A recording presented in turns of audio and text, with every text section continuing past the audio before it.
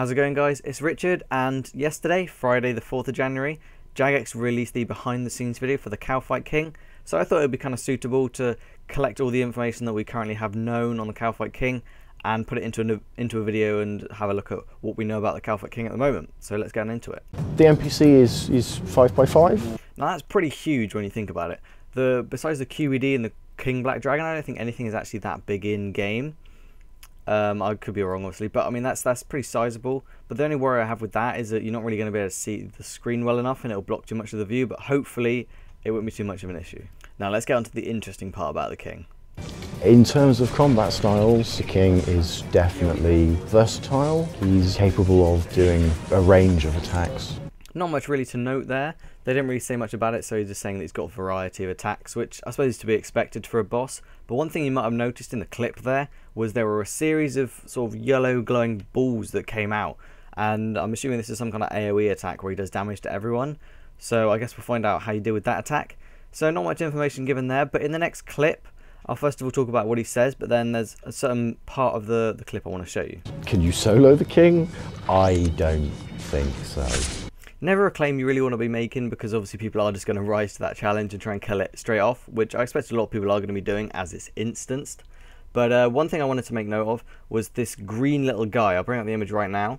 That the guy has turned green, which I can assume is some kind of special attack, but I'll zoom in on it right now, and you can see that he seems to have taken quite a heavy hit of damage. So that's 7.8k. Now, you can't tell what armor he's wearing, so you don't know whether or not armor has a big impact, because he's wearing Solomon stuff.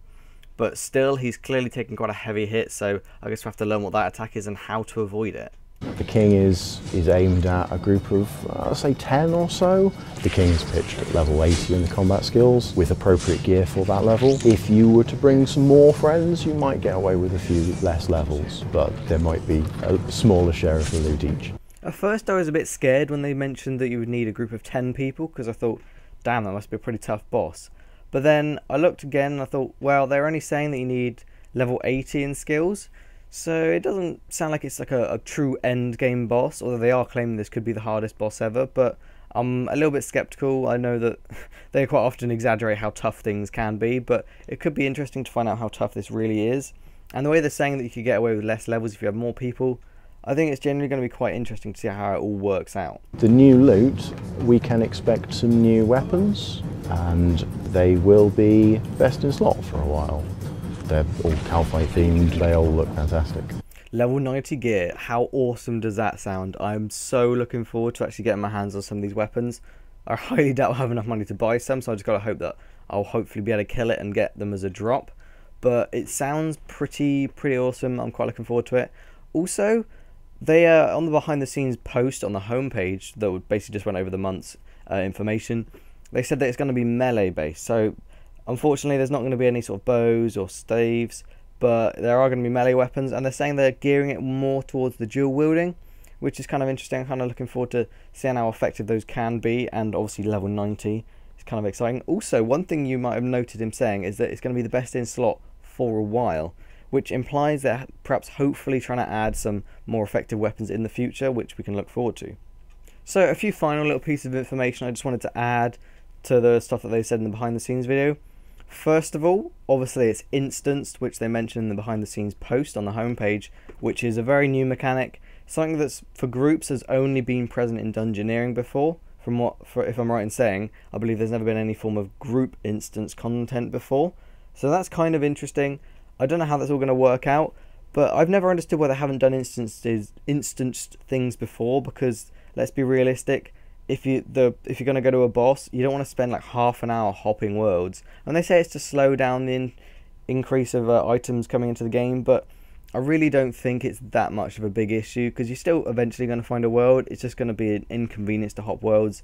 I personally really disagree with the fact that the NPC is just sort of on the world right there. I think it's not the best idea ever. However, I guess that's their decision to do, so this should be interesting. A couple other things to add.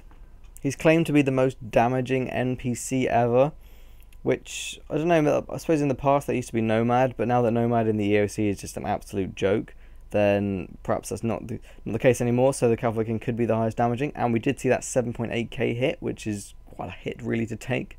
Finally, I just want to have a bit of a discussion about how this instance grouping is going to work. Now, on the January behind the scenes post, they did talk about how you'd be able to set your own rules for who can and can't enter.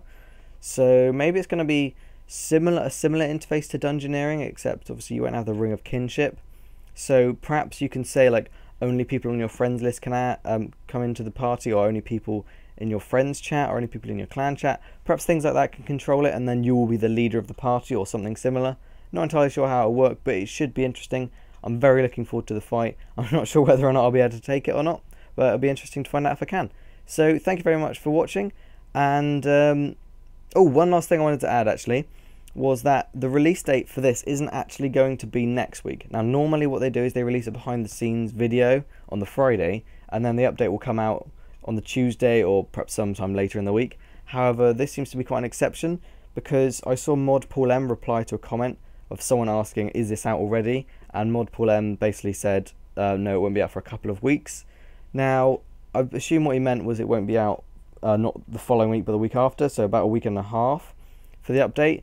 But that's quite a while to wait really after behind the scenes video. I guess it's just sort of getting us all psyched for the Kalphite King, so it should be interesting. So thank you very much for watching. I hope this information has been fairly useful to you, and I hope to see you in the next video.